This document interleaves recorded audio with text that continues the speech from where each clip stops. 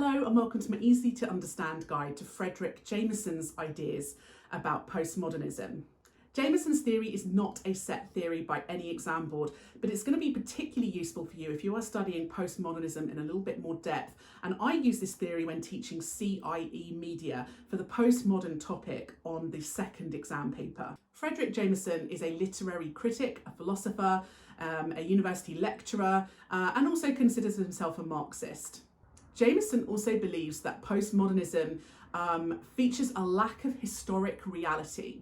He calls this a crisis of historicity, which is a mouthful, but essentially it's about this idea of rewriting history. You don't have to stick to what factually actually happened. You can reframe history, you can rewrite history, you can call it historical deafness. So it's this idea that within a media product, you might have a narrative that completely ignores what actually happened at a historical event and does something completely different. Within the film Jojo Rabbit, for example, they portray Hitler as a kind of imaginary friend who eats unicorns and is really quite a fun, upbeat, jovial person, completely ignoring and rewriting the history.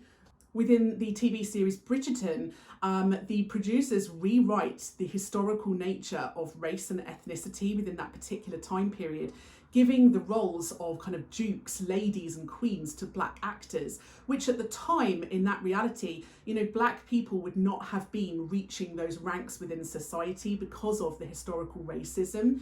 But rewriting history for the sake of the media product, for adding a bit of a different message. In Black Widow, in the opening sequence of the film Black Widow, you have a montage of shots of some of the characters, the character played by Ray Winston within the film, meeting real life celebrities like Putin. It kind of suggests that this fictional character was somehow involved in historical politics and conflict. So Jameson really believes that history is just another set of signifiers you can play around with. He thinks that postmodernism is characterised by what he calls pastiche. So it's when you're kind of paying homage or paying respect to another media product. And essentially that includes things like intertextual references. So you'll find a lot of intertextual references within media products, whether that is brief intertextual references or whether it's more in-depth pastiche. Quentin Tarantino is well known for using pastiche in a lot of his films that you can see here. So Jameson basically believes that pastiche, through the use of intertextual references, is becoming increasingly common in postmodern products. Jameson also believes that there is very little distinction now between high and low culture. We talk of high culture as being things that we often associate with being a bit more cultured, a bit more upper class. So, things like the ballet and opera and documentaries and the news, we think of being more educated, something for kind of richer, wealthier, more educated people to do. And low culture being something that perhaps is more accessible by mainstream people who are a bit less educated or from lower classes. So pop music, video games, etc.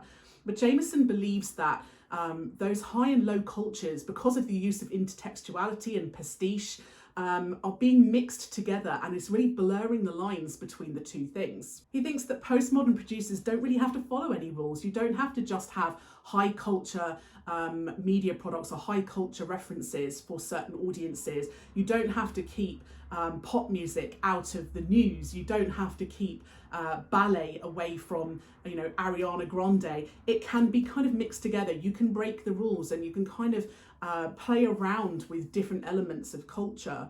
In Bridgerton, you have kind of a very wealthy upper class historical ballroom scene with harps and a full orchestra, and yet they're playing Ariana Grande and Taylor Swift pop songs from the modern era. In the TV series Inside Number 9 on the BBC, in the episode Wuthering Heist, you've got characters that have Shakespearean ideas about tragedy. You have Commedia dell'arte, which is a kind of quite an ancient form of theatre.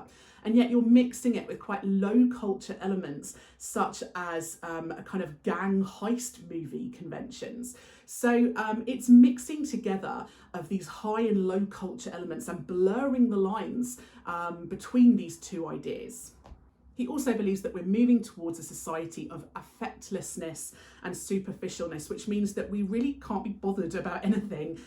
It's so artificial, it's so fake that we've kind of lost any motivation to really want to do anything or achieve anything. So that was my easy to understand guide to Jameson and his postmodern ideas. Don't forget to check out my channel for other theories that might be relevant for you and your exams.